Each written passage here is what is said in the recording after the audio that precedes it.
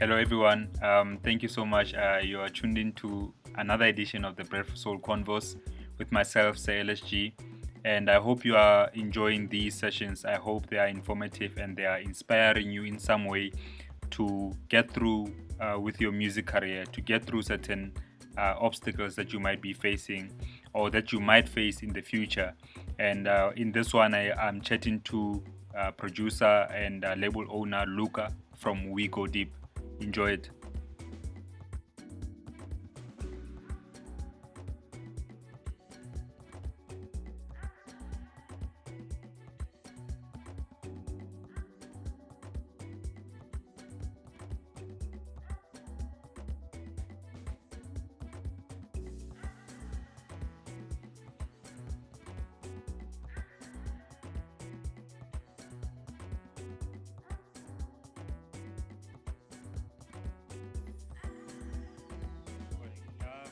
Yeah. What's up, everyone? Thank you for Yo, checking Wagwan. checking this out. I'm chatting to Luka Kasirivu.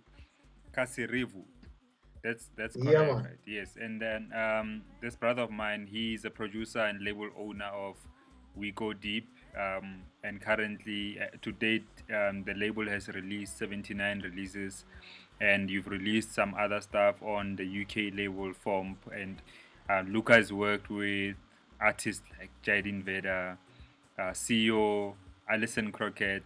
You know, your label has done has gotten remixes from Opolopo, from Jazzwell, and one by myself as well. And for me, my brother, like, you are somebody who has proven that, you know, the power of the human spirit can overcome any Yeah, man. any situation. Thank you for sitting down with me and having this chat, bro. Ah, man, much appreciated, man. You've given me high praise, man. It's about the music, man. It's not about me. No, I mean, like, This guy. it is about the music, but you are the carrier of the music, and your story is not to be overlooked. You know what I mean? Like, I'm very Fair enough. much inspired by it. So yeah, man, thank you so much for doing this. Um, No, man, and thank you, man. Thank you. Sometimes you don't, because you're so caught up in trying to bring the next music to life or the next project to life. You don't really think about what you've done, and it's been one interesting journey. That's for sure. That's yeah, for sure. and I mean, Yeah, man. the things that I've mentioned, these are some of the work that you've done. You know, like, you've done a lot of work, bro. You've produced a lot of music, and I know this Yeah, firsthand man. because when I was about to do the remix for you for the song with Jaden Veda, Overstanding, and I was chilling with you in your studio, and you were showing me just gang of music. You know what I mean? Stuff that you've produced. I'm really inspired. I can't even produce like that. You know what I mean? Your output is really amazing, brother. I wanted to ask you, when did um the production, like the music production, start for you? Where did you learn about it? How did you get into it? Ah, man. I think it all started when I first saw the effect music had on people, man. Ke a gopola ka nako ke ne le monyane, man. Like when the family used to get together for like gatherings in Yana, and then my dad would take out his turntable and his vinyls, and they'd put on like those big Pioneer. Remember those Pioneer systems? Kanoko ya Mangop? Yeah. Those big hi-fi units. Yeah, they used to take them out, and man, like, yo, mana, ano dlala dilo tsa bo dipina tsa bo Caiphus Semenya, bo Angelina, bo, and I used to see the effect the music had on them, and I was like, being, these people who hold you and wipe your nose because you put on mamina, like, ke batho ba serase, man. It's Yeah. like your parents just, yo, kana we having a live call from the other side. Let me handle that real quick. Yeah, yeah, Manzo. Yeah. Okay.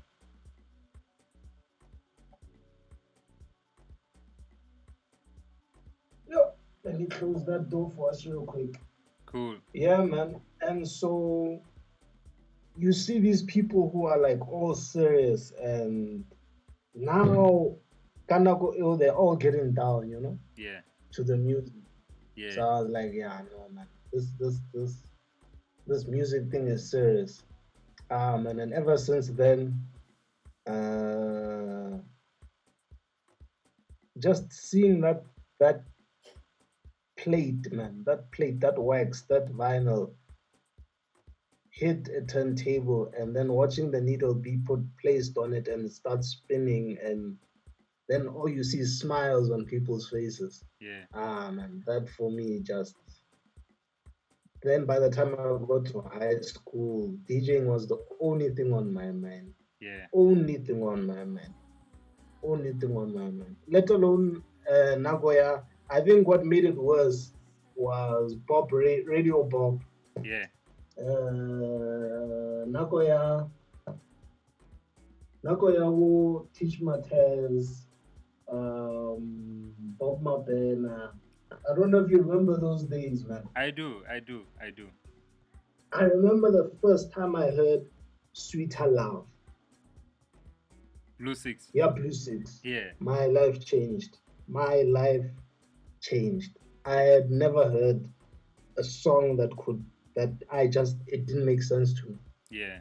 It didn't that dum, dum, dum, dum, dum. Yeah. And then Aya's voice, that la, I was gone. Like I shouldn't have been awake. It was like 11, 12 at night. Because I remember they played house about 12, 11 at night. Yeah. I snuck out of my room to sneak and put on the hi-fi. Not too loud because those speakers are powerful, but Yeah. I remember listening to that song, man, and thinking to myself, what is this? Yeah. Next thing I found out, get house. And then at that time there was so much good music, Rurals, Coca, Cesara Vora, the Santi Verona remix. Mm. Then there was New Day, there was Rhythm Centric, Come to Me. There was so much crazy music coming out, man. You could not you could not help it, man. You had to fall in love with this music. For sure. For You sure. just had to. You had to. And then Then by the time now I got to varsity, I had to buy vinyl. I had to. yeah. I had to. I had to. I had to.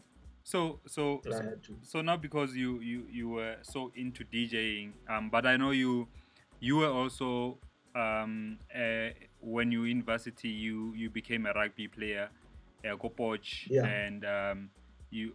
Kopoch was actually in high school, right? Yeah, that was high school. Yeah, and then you became a rugby player then, and then while you were in varsity, that's when you had your accident with Yeah. playing rugby, and you broke your neck, which now landed you uh, on a wheelchair. And Yeah. how did the recovery? Because I can imagine. I mean, I can't even imagine because I haven't been physically in that space, but I can only try to imagine the difficulty that that it brought to you, and also the mental strength that you had to have to be able to come back. But I want to know, like, was it a choice for you to? Oh, let me first ask this: what did it take from you, the recovery? Like, what did it really draw? What was needed for you to really recover and be on the path of recovery after the accident? Everything. Everything. Everything I had and more. Everything I had and more. Everything I had and more. That's all I can say to you. Yeah. It's not as an it's God, it's my ancestors, it's my parents, it's the family, it's those who dwell with me in my blood and my bone, my guy.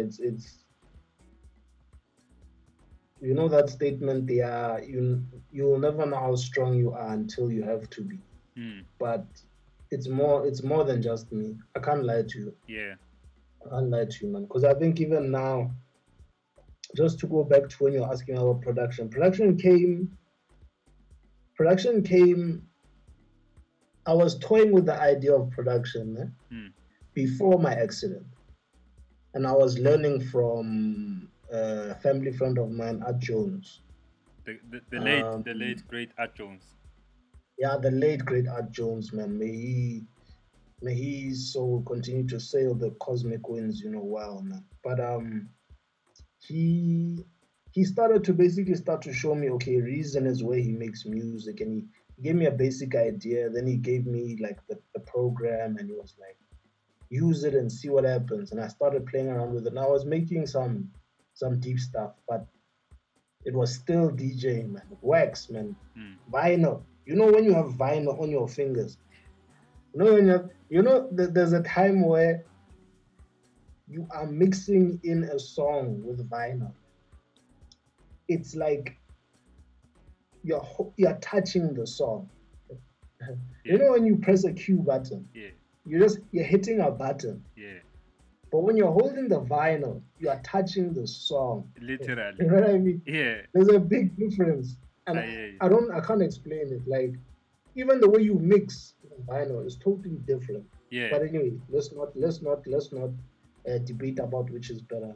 They, they're both the same, but vinyl is better. Let's leave it there. But yeah, but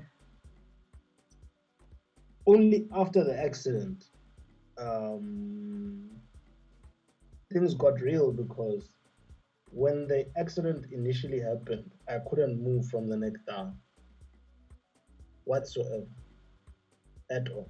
Mm. And I remember the neurosurgeon came to me and he was like,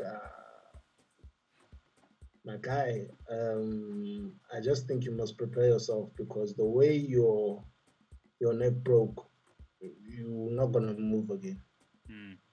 Literally. I remember this was like because I was in ICU and things for like a month. That period from going to ICU to high care and then out to rehab, Mm. it was about a month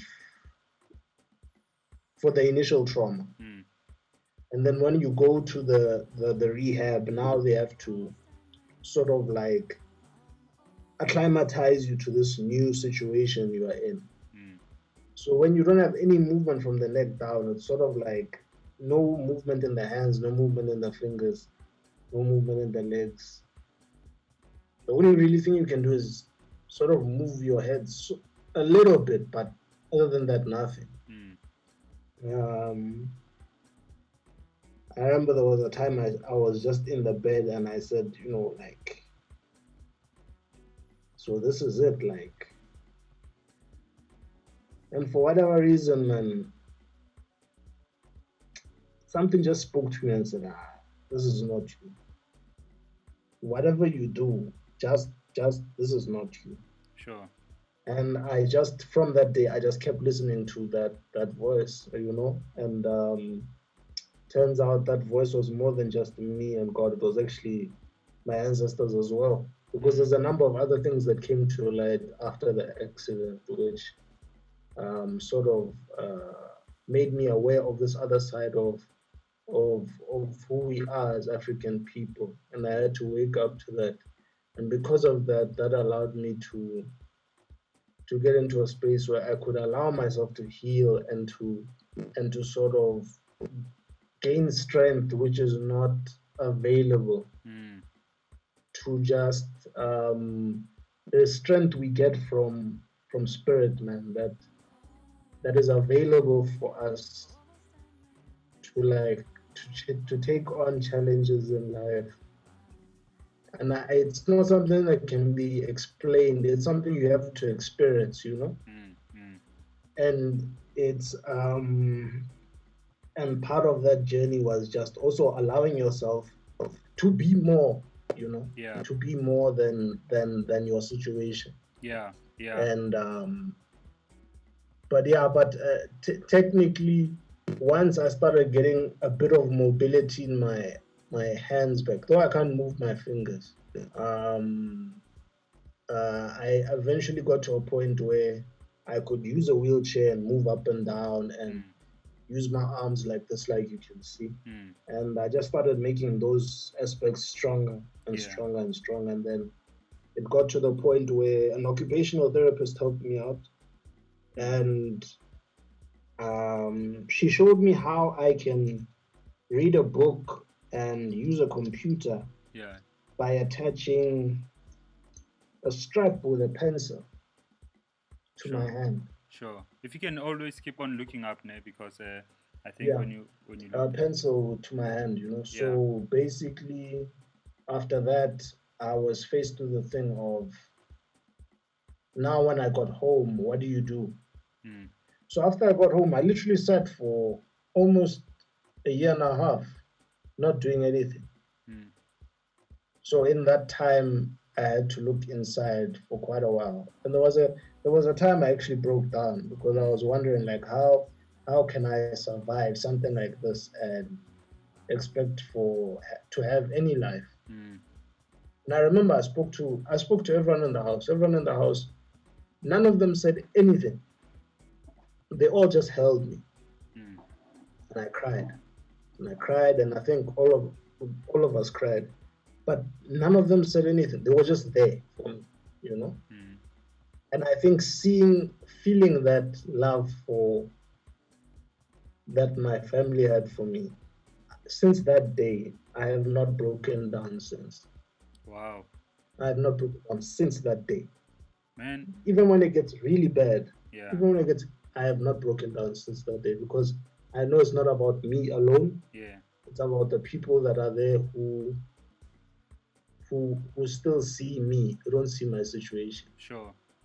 You Bruh, know. but you also So like what is powerful in your story as well is that it could have been so easy for you to um to view it in a negative way and be yeah, almost like giving up on life as well, that's one, or that's an option that was easily available, especially when something so tragic happens, it obviously overcomes you, it overwhelms you in some way, and it's such a difficult thing to get through. But it could have been easy for you to just give up on life and be like, I can't do this life thing, it's not gonna work.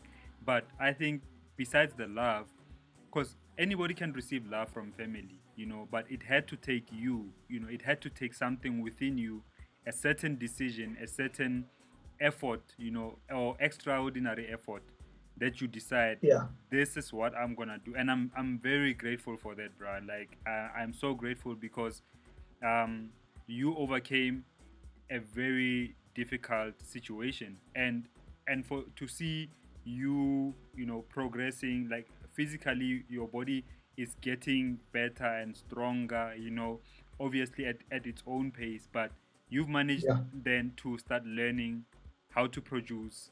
And, well, firstly, you also went back to school to finish yeah. your marketing Finish my degree, marketing degree. and that's Yeah. amazing. You know what I mean? Like, that on its own, it's something so commendable. But back to the music, right? So once you gotten into the music and you were producing, you knew you could make beats. Who was your first connect in terms of releasing this music? Wow. And I think also just to go back, man, we need to be careful with that word easy because I don't think giving up is easy. Hmm. I don't think anyone out there just says, I have this dream to do what I want to do and just decides not to pursue it is easy. There's something that happens to the soul when that happens, that when anyone goes through that process of saying my circumstance and my situation outweigh what I see myself doing. That is actually a good way to put it. It's a Um, it's not an easy thing to. I'm not trying to say you're wrong. There's no wrong or right here. he, I'm yeah, just I'm just pointing out that the English language is tricky because the words The words have a defined meaning that are given to us. But when you say easy and I hear easy, we don't necessarily interpret it the same way. I hear you. I hear you. You know, And thank you for pointing that out. But also, what I really meant by easiness is that the human mind is conditioned in such a way that when we are faced with extreme difficulties, the default mechanism or the default decision to go to, it's usually giving up more than taking up strength. You know what I mean? So yeah, you put it exactly. We are taught that because your circumstance is like this, the default is just to let the circumstance define you. True. We're taught that, we're shown that, our environment shows us this. When we go out, Mokas, and we see those guys who are talented at soccer or talented at art, and still Honanong, Bamos Potong, they are now 40, they're still drinking at the same corner under the same tree. We are taught that you see this, it plays out in your environment, that even though these guys are from the same place as me, they had dreams, but look at them. So automatically in your mind, default error, forget about going to business school. You know what I mean? I think that word easy, there's too much that's being sold to us that we don't realize we're being sold. But let's not deviate. Yeah, let's not deviate. But we made the point. We made the point. But let's talk about so once you started producing music, you can make beats, and your music, your quality, you are confident in it. Who was that first connect with regards to releasing your music? It was Andy Compton, man. Andy Compton, I think I had made so much rubbish music. Let me put it that way. When I say rubbish, it's not that the songs and the concepts weren't good. I didn't have that refined ear yet. Let me put it that way. Because I then started to say, but these factory sounds on Reason, they're cool, but another thing, man, doesn't have that thing, doesn't have that like it doesn't sound like me, if you can put it that way. So then I started like looking for like samples, and then I started discovering about analog, and then I said, okay, but analog. Okay, when I looked that up, analog, then I saw production techniques, more compression, more reverb. So when I started to teach myself this, I took like a good month and a half to 2 months just reading about all these things. And then in the third month, I was practicing, like applying these techniques. Then I started to discover tweaks about how I can take a sound and make it bigger. And then like I can layer 2 sounds and create a harmony that harmonically shouldn't make sense, but makes sense, if you get what I mean. Then when I got to a point where I was like, okay, let me take this to someone. I took it to a whole bunch of people, randomly. And then out of all the people on Facebook, while I was still on Facebook, Andy Compton was the only guy who said, you know what, my guy, your sound is not that great, but let me try you out. And he gave me this other vocals of a guy called Rowan. I think it was Rowan. It was a jazzy song. But I remember working on the vocal.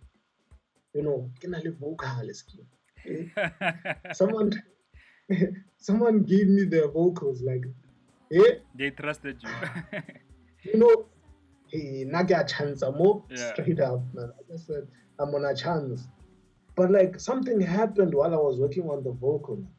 Like as I listened to his voice and what he was saying, I was inspired to do things that I didn't normally think of doing.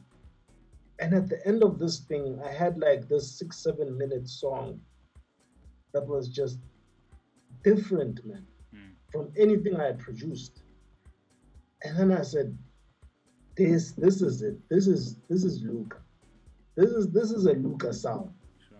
And from that day, I stopped trying to make music that sounds like something I've heard, and just make what is happening in that moment come alive. Sure. If I'm feeling down, if I'm feeling sad, if my the I'm having issues with my woman, or if it's a crap day, if it's a great day, the music will sound that way. Sure.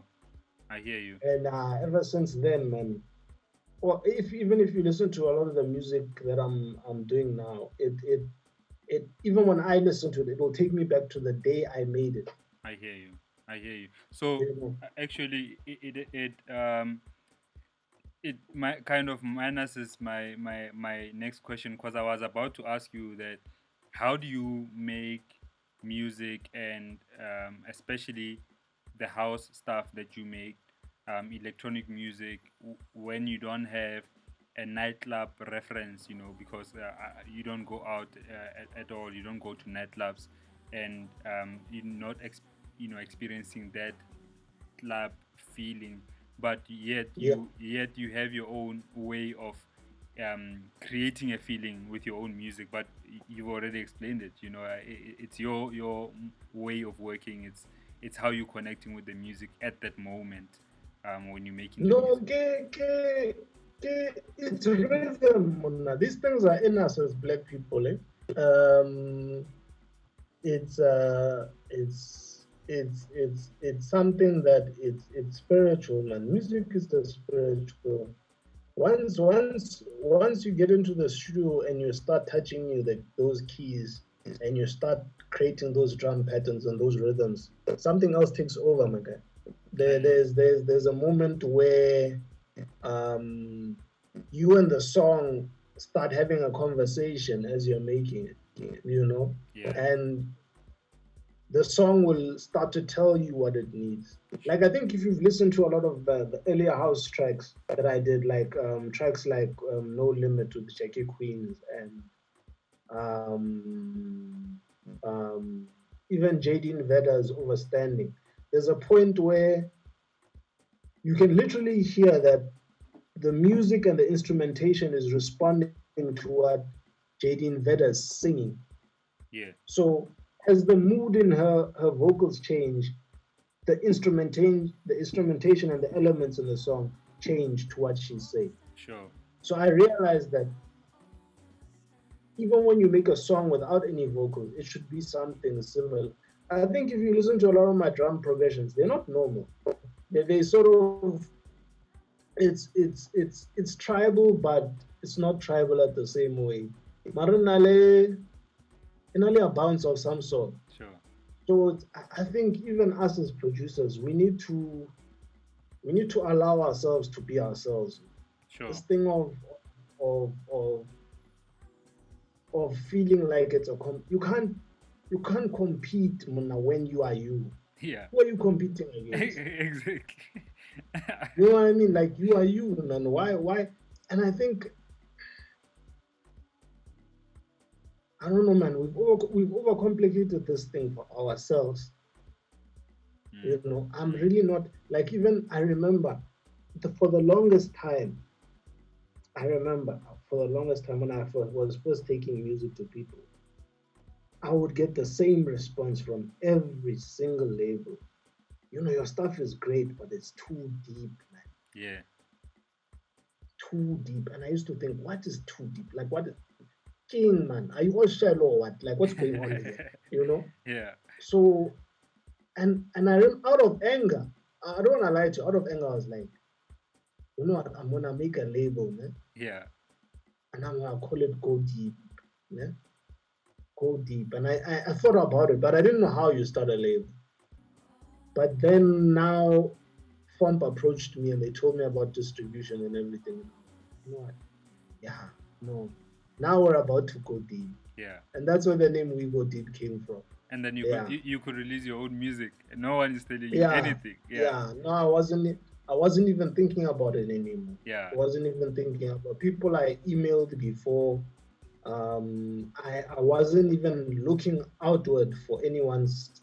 I just said I'm gonna just put this music out. Sure. I'm just gonna put it out. Whether someone listens to it or doesn't, I cannot tell. Like Yeah. I just know this music. It needs to come out somehow. Sure. And And yeah, it did, and you released, mm, you went on to release, I mean, on your own label, like I mentioned earlier, 79 releases, just on yeah, your label, and a couple of more remixes that people did for you.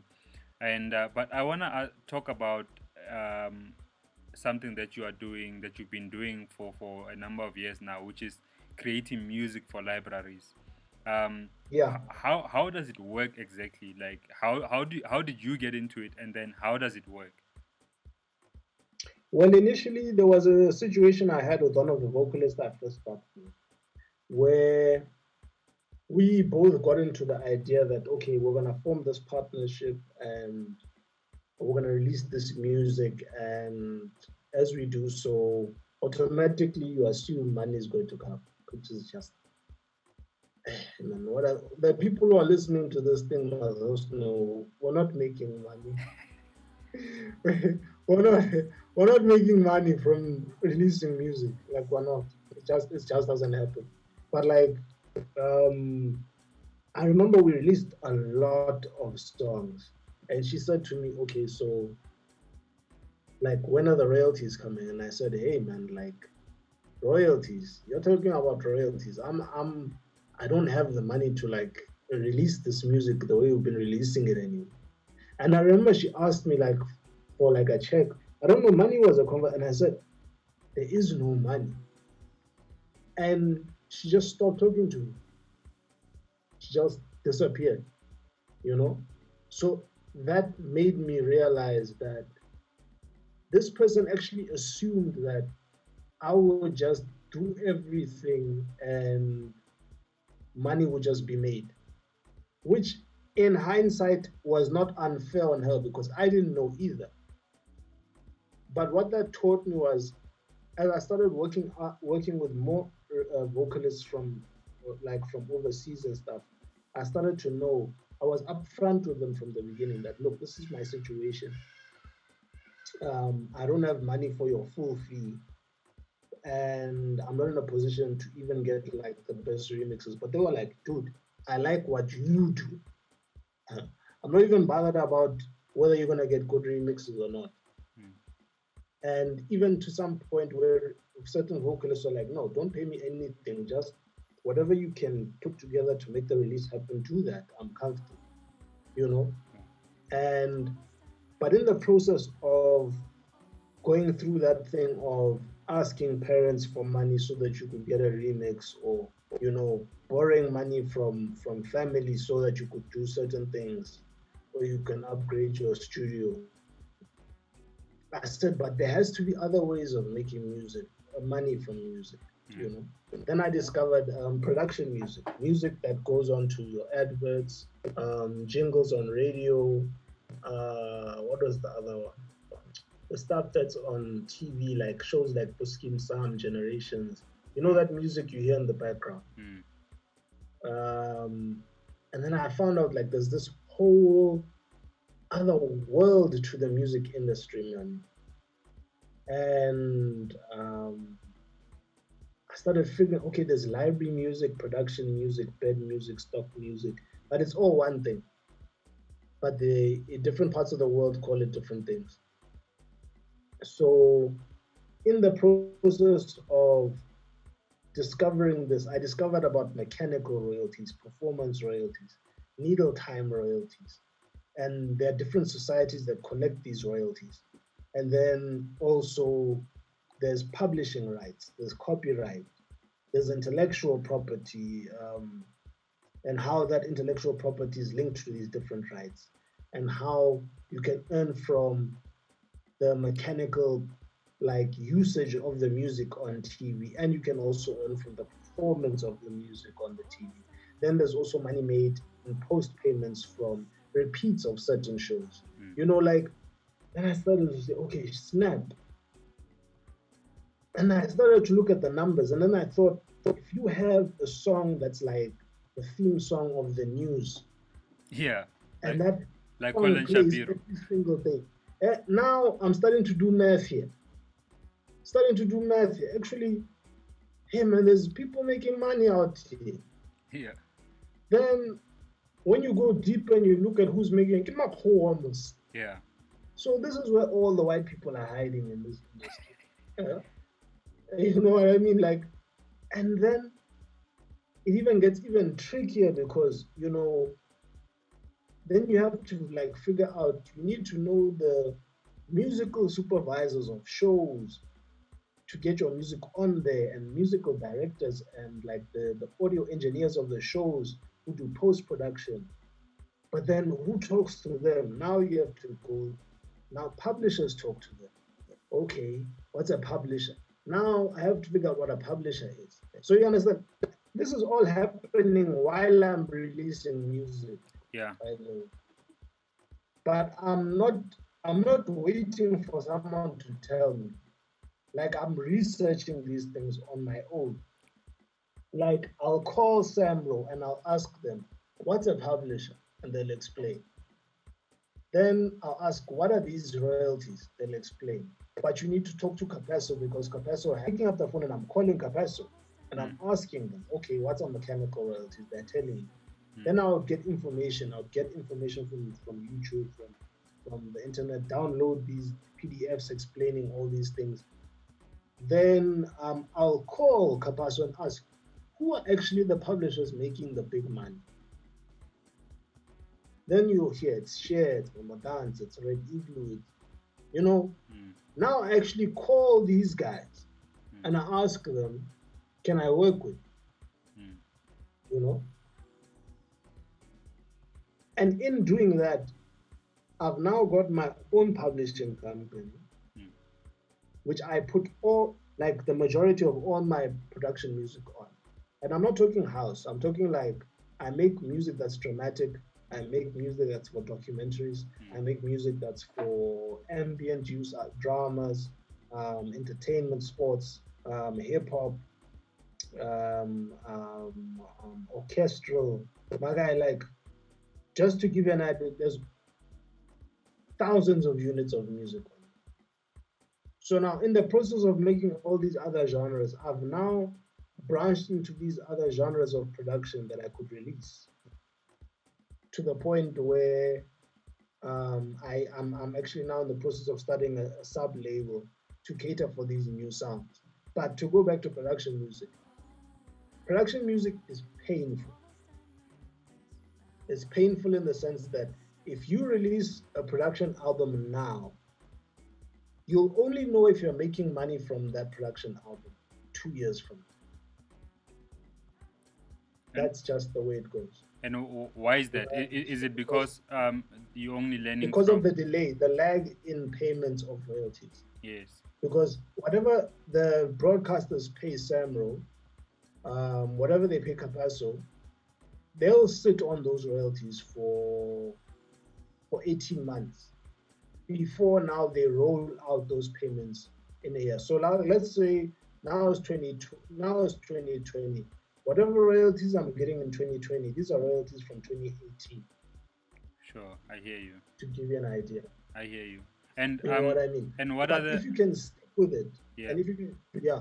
No, no, no. Go ahead. No, you ask me something. Ask it, manager. Okay, I shall do that. I shall do that. I wanted to know how does Yeah, so ask it.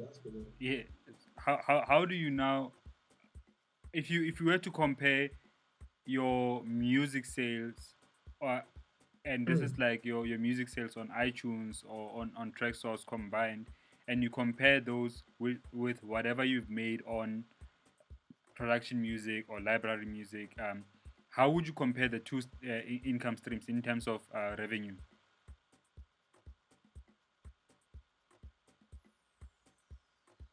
I run the labels with production music. I hear you. I'll put it that way.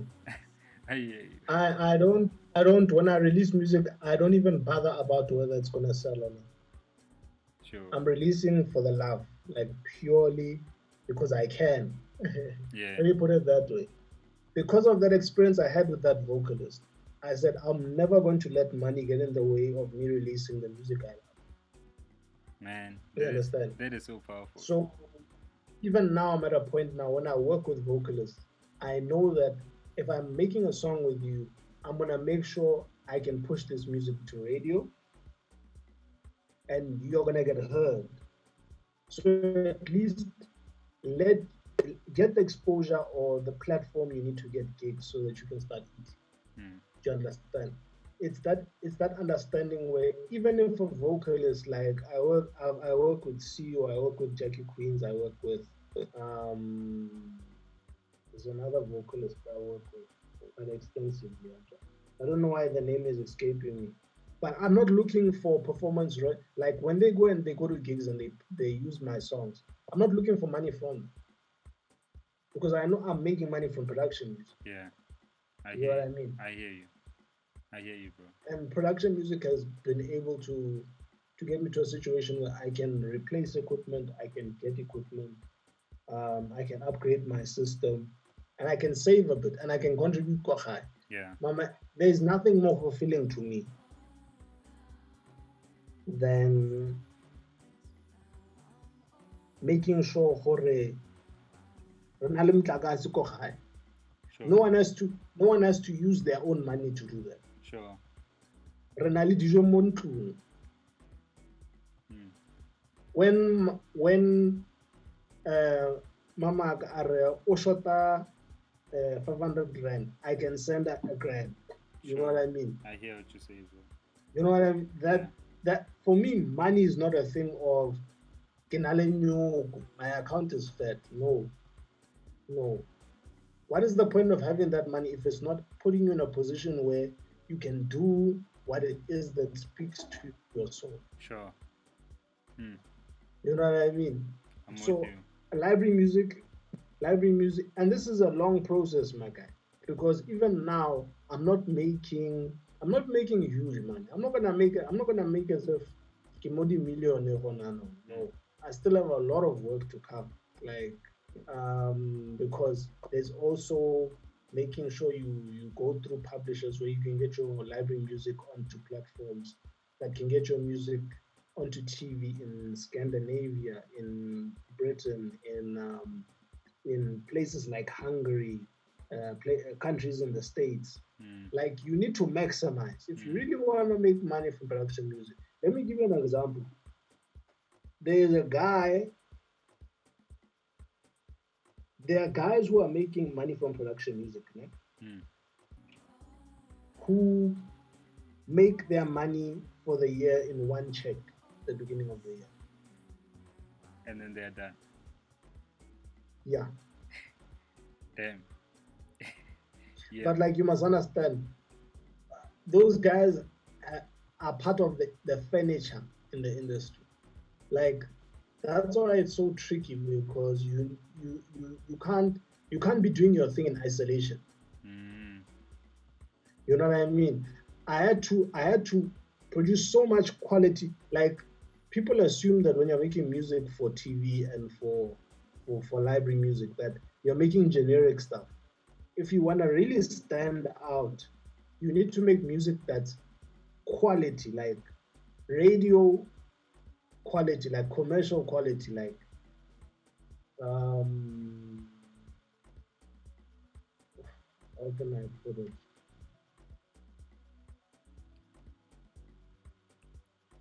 It can't be like a 5-year-old pressing the keyboard. Yeah. It has to be like It, Mozart. yeah. It You know is. what I mean? I If you're mean, gonna make orchestral, it needs to be proper. I mean that's why You know? I was talking about Colin Shapiro the other day, and this is the guy who has been doing the soundtrack for SABC News for the longest of time. Oh my guy, let's not talk about You that know guy. what I That guy mean? hurts my feelings. Yeah, yeah. But I'm just saying that it's the kind of Oh, that quality, guy's but hurting my feelings. can I ask you a question, Oof. bro? Like, how do you, would you, just the last question before we round it off. Mm. How would you, if you would, how would you advise somebody to make production music and actually make it work? How can they make that research for themselves and really make it work?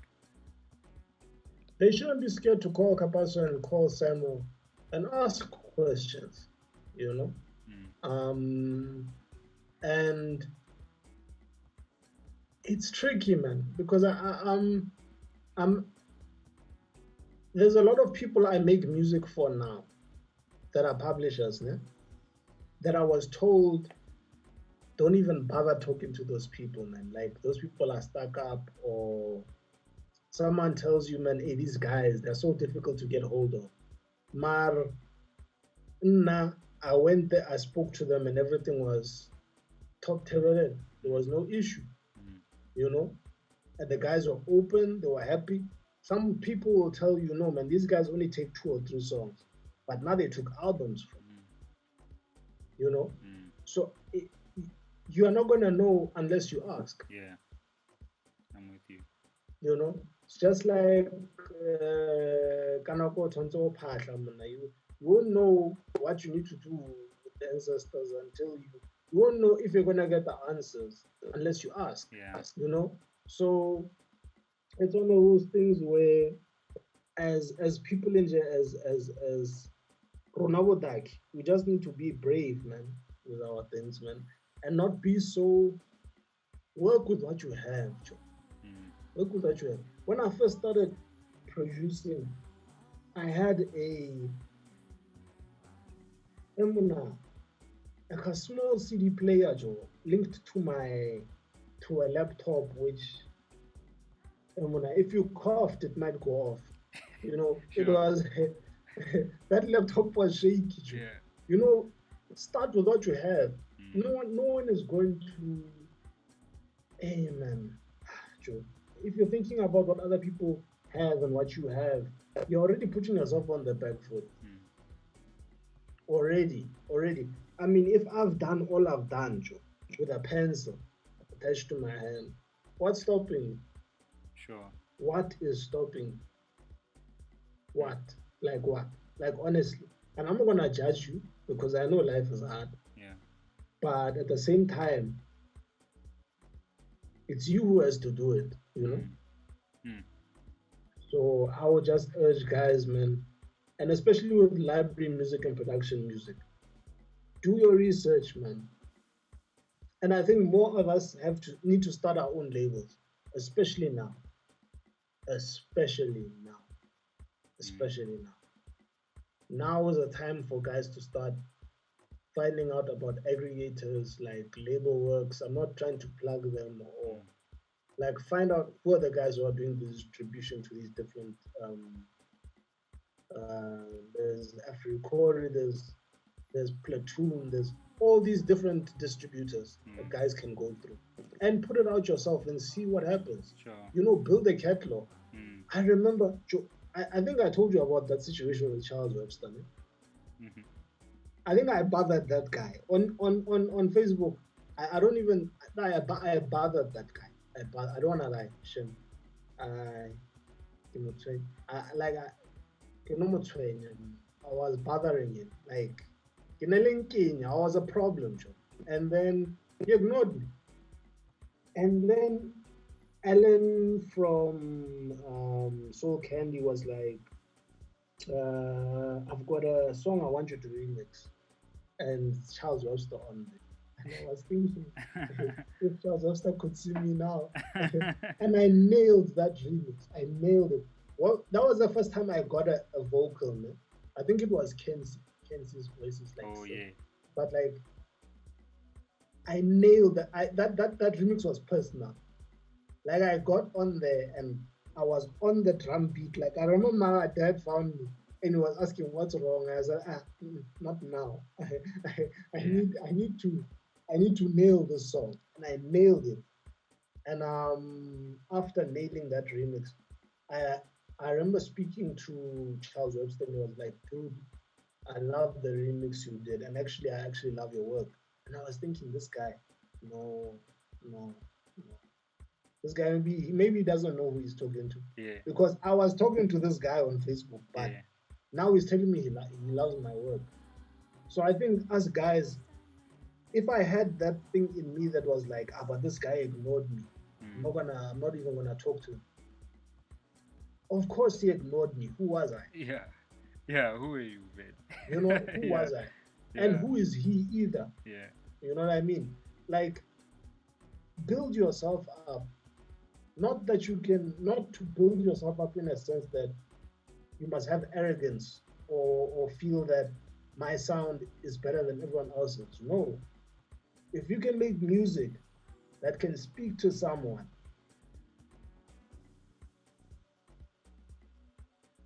to the point where that person says, I love your music, or to the point where someone wants to work with you, whatever happened before that doesn't matter because whatever you were doing at that time didn't speak to that person. Mm. Mm. But eventually it did because you've gone through the process of building yourself up to the point where what you're doing can speak to even the person who ignored you Mm. last week. Mm. Mm. That is Your powerful. music, the music should always speak for you. Always. Mm. Always. I think we worry too much about accolades and reputation and how many followers we have on Twitter. Like Mm. we're missing the point, man. If if if I've had messages from people who tell me, "Mana, your music got me through a time when I was in hospital." For me, then I know I'm doing what I'm supposed to be doing. Sure. Because this person only knows me for the music. They don't Yeah. know my story, my Yeah. backstory. Yeah. There's people even now who don't know I'm in a wheelchair, who I Sure. work with, Sure. or who even listen to the music. They don't know anything about, but they know that the music speaks. Mm. Man, That's why I do what I do. that is one powerful way of ending it, But just lastly, Yeah, bruh, I wanna say thank you so much for sharing your time and your knowledge and your experience, but and especially your story because it is so inspiring. It is inspiring. It is moving, and it's one that everybody can learn from. That nothing is ever bigger than the human spirit. If you have it inside you, you can do it. It doesn't make it easy, but it just yeah. makes you realize that we are stronger than we usually think we are. But thank you so much, brah, for doing this with me. Man, man, you don't have to forget these formalities, man. I know this thing is for your channel, man. Mara, it's or out here. Yeah, Mar, thank you. I'm still here in the same place, in the same wood, same chickens making noise outside. Like that's always gonna be me, man. Like, Yeah, but tell me, do man. you still have that blue label there somewhere in your house? Yeah, I've left alcohol, man. I don't talk about those things, I, man. I'm too young to. I will help you. Uh, I will help you with uh, it. I will come there and take over when I visit. But yeah, yeah, bruh. man. Hey, I'm actually off the whiskey, man. Yeah. I mustn't lie to you. When you come, I'm gonna be drinking tea, man. I don't wanna lie to That's okay too. That's okay too. But yeah, bruh. you. Thank you so Yeah, much man. for sharing the knowledge and info. Man. Big love to you, man. May the Almighty and your ancestors who love you the most, my guy, and care for you and guide you spiritually, open the road for you, man. Open the way for everything you are doing to make sure that as you grow, others grow as well. At the same time, man, may you bring honor and integrity back to your name, so that when things happen at home, Muna, the ground must shake, Joe, so that everyone can benefit from everything you're doing. Bruh, thank you so much. I really appreciate this, bruh. Thank you. Thank you. No, Tokoza Towards Skim Sam, and towards. blessings to you, and also thanks to you and those you work with in your blood and your bone. And Muna, let's just keep doing what we're doing, man. Let's keep doing what we love, and hopefully it speaks to the hearts of other people Sure. to come alive to the uniqueness and the power they have. For sure. For sure, my brother. No time. Peace out. Yeah, man, Marcos.